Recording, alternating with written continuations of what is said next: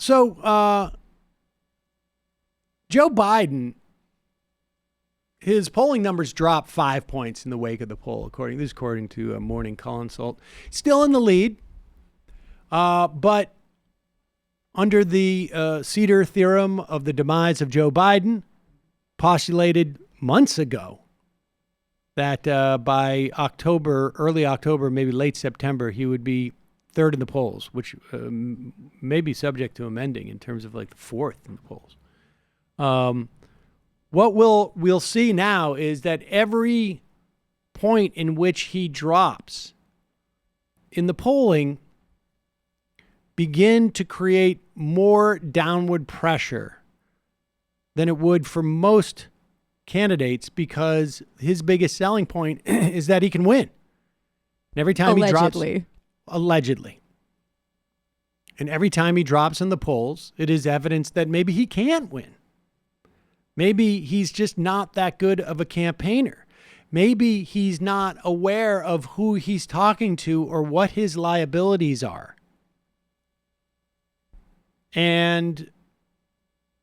But hold your horses. The debate's not everything. This guy's going to get out there this past weekend, and try and change some minds. Show that he's still sharp as a tack. Here he is. This is at a Chicago rally. What day was this? On Saturday. And he's trying to show that, hey, he's with it. He's hip, man. He knows the score on the street. Listen to him talking about how he understands the plight of Black America. We need to reform the criminal justice to make sure Black mothers feel confident when they send their son out on the street that he's going to be safe. We got to recognize that kid wearing a hoodie may very well be the next poet laureate and not a gangbanger. Ladies and gentlemen, there are too many Black men, and I might add women, in prison. All right. Now, when he says we've got to recognize that the guy in the hoodie may be a poet laureate and not a gangbanger, is he aware that most people recognize that? That the problem, I mean, he's obviously referring to Trayvon Martin, right? I mean, that's where the whole concept of hoodies became a thing. That the problem with Zimmerman killing Trayvon Martin was that he was bigoted and presumed, and there was a lot of people saying, like, you shouldn't be wearing a hoodie, blah, blah, blah. The vast majority of Americans is quite aware that a black kid in a hoodie is not necessarily a gangbanger. But I would also add that there's also something in between. You don't have to be a poet laureate to be allowed to walk through a gated community. You don't have to be a poet laureate to not have the cops roll up on you. You can just be a dude. You can just be like a guy who's going to be, I don't know, a clerk at a store, or a plumber, or a doctor, or a dancer, or a father, or a waiter, or a waiter, or a podcast gay guy, waiter, or a seller of hoodies. I mean, you could be just about anything. And I don't know, his construction is a little convoluted from that segment. But, and I don't know if the question is like, we want to curb violence, but, or you shouldn't have to be afraid of the cops abusing you. I think that's the case regardless of what you are, right? I mean, I think like, and I don't think that all the gangbangers are just gangbangers all the time. Yeah, like even if you are a gangbanger, you still have rights, like the right not to be murdered when walking down the street. Yeah, that's the thing is I couldn't tell from his construction if he was saying protect them from the cops or protect them from violence or whatever it is. But the bottom line is that Joe Biden thinks he's talking to a nation of racists and he's the voice of reason. So in addition to body guys, you got to understand. You have these old concepts in your head that that if a black kid's wearing a hoodie, that he's a gangbanger. Meanwhile, I just saw this great showcase of underprivileged kids who go to LaGuardia, and they were reading poetry. That's the Biden plan. In addition to body cameras, before a kid gets drugs planted on him or attacked by some random freak in a housing development, Biden would have a special tactical team trained to check if inside the kid's backpack there's a poetry collection. Oh. And then you could judge the merits of how far that work will get him. Forgive me, Father, I have sinned. I thought that maybe a black kid could be a poet laureate. I'm sorry. Wait, this kid's scribbling poetry. I mean, this is the type of stuff. Oh, no poetry. Take him out. If there's one thing cops have respect for, it's poets. Yeah, exactly. Hey, hold on, Vic. This kid's got some fucking poetry. Don't slam his head into the concrete. But the more that Joe Biden does this type of stuff, he basically shows like, look, I'm sorry. You're at a rally in Chicago. You're clearly talking about criminal justice reform because you know you have a liability here. So this is your A game. You're bringing out your A game. And you're trying to convince people, I'm not the guy that I'm being parodied or satirized about. I know this stuff. And I know that just because you wear a hoodie doesn't mean you're a gangbanger, right?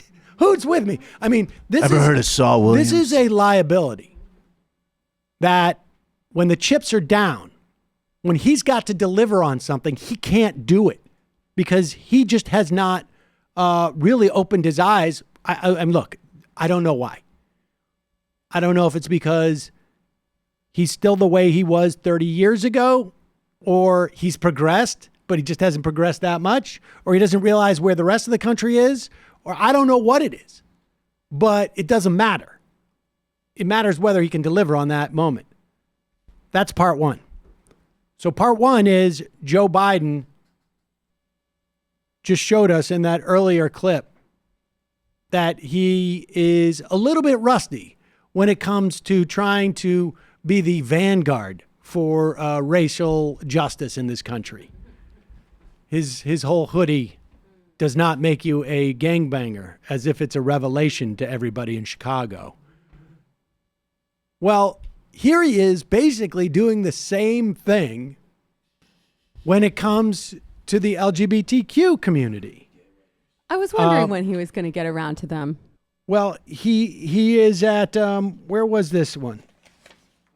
What is this clip from? A human rights campaign ceremony in September of 2018. Okay, but he just said it the other day, though, too. He said it in Seattle, but we don't have the video of that. Okay, so in Seattle, he gave a quote, which went like this. He said, this was just like, a day or two ago, right? He said, if you come here in Seattle, he said, saying 5 years ago, if someone at a business meeting in Seattle made fun of a gay waiter, people would just let it go. This is according to a pool report. The audience vocally responded to the remark, and some of the crowd said, no. It's that you're in 2014, if people had made gay comments in Seattle. I don't know about Seattle, buddy. Well, I'm pretty sure that most of your major cities, in fact, in the country, if somebody had said that. In fact, I think probably all your major cities, if they had said it around a table, someone would have said, really? Like, that was a little anachronistic even 5 years ago. But apparently, he loves this anecdote and will not let it go. He said this a year ago. Now, remember the timeline. 2014 in Seattle, they're doing, business guys are doing gay jokes. Here we go. You guys have done more to free straight women and men than you have gays and lesbians. And you think I'm kidding. So you don't misunderstand me. Think about this one example. A lot of you are very successful businessmen and women. If you were at a fancy restaurant in Washington 5-6 years ago at an important business meeting, and a gay or lesbian waiter came up, or transgender, spoke with a lisp or demonstrated they were gay or lesbian, and someone at that luncheon table made fun of that person, no one would have said anything. Not a joke. I want you to literally think about this. Today, if that same thing happened, the other 4 or 5 people at the table say, "You horse's tail, get out of here." Really? I love that. All right. Now, definitely I'm going to gonna use that incorporate one. that. Now, his point is well taken, but for some reason, he keeps changing the timeline in a very weird way because apparently in 2014, he told this story and it was about, and he used it 15 years ago for 1999. So in 2014, he thought that era was over. In 2019, he thinks that era still existed in 2015. The point being is he's got these catchphrases which suggest that he was in the vanguard of something, and he doesn't realize that things have changed, how dramatically things have changed. Exactly. It's like he learned to like pop. You know, like he could do that when like we used to, do this thing with the breakdancing, and he learned to pop, and he just assumed like I can hang on to this for the rest of time and be the guy on the dance floor who looks like he's really with it. Just to give you an example about what was going on 5 years ago, this was a hidden camera ABC show that they did in Mississippi. In a restaurant to see how people would react to gay people 5 years ago. Just to give you a sense, Joe Biden is extremely out of touch. Are you serious? See? What did they do? They're making out. But they're gay. There's nothing wrong with that. Nothing wrong with that. Are you gay? No. Are you gay? No. These guys have reached their limit, and now they head off to find their server. Is there a problem? Also an actor working for us. There's that gay couple over there. She keeps calling them out and telling them they need to leave because they're. But instead of kicking Tracy out, our waiter asks our couple to leave. Excuse me, guys. I just spoke with my manager. We're gonna have to ask you to leave just because of people's religious beliefs. We have to leave? Yes. Whatever. Let's just go. Let's go. This is. I'm sorry. It's okay. He's visibly shaken and upset. Meanwhile, Tracy just keeps pushing. You understand why I had them kicked out, right? No, not at all. There's a reason why half the world hates America, and it's people like you. Because you have no acceptance for anything else in the world. I'm so pissed right now. I know, I can see. I'm not trying to make you mad. Get out, because there is no point in you sitting here talking to me when I'm the whole. He was pretty pissed. Now, that is, first of all, obviously a typical example of how intolerant the left is. She was trying to have an exchange of ideas, and I'm gay married. But he might not even have been on the left. He could just be like I know. decent... I'm joking. No, he was on the left. He was a socialist. The point is, Joe Biden, every time he opens his mouth and tries to say something nice and helpful, he's just out of touch. He has lost sight of where America is. And that is why, in many respects, a lot of people feel like his candidacy is so regressive. And look, Joe Biden's very popular in the LGBTQ community because many people give him a lot of credit for marriage equality. And some of that may be warranted. But the fact is that if you're worried about Joe Biden's ability to get elected, this should really bother you. Because again, like he could tell this anecdote over and over again. That's all well and good, and that's fine. And like I say, I think that he deserves some credit for marriage equality as much as anybody, at least within the context of the Obama administration, without a doubt. But if this is his wheelhouse, there's a problem.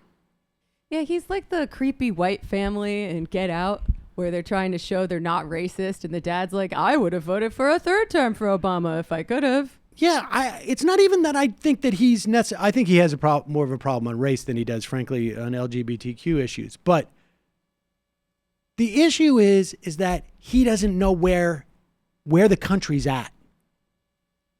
And that is, I think, a big problem for him. But we'll see. We'll see if other people think it is, because I'm not the only one in charge of that, apparently.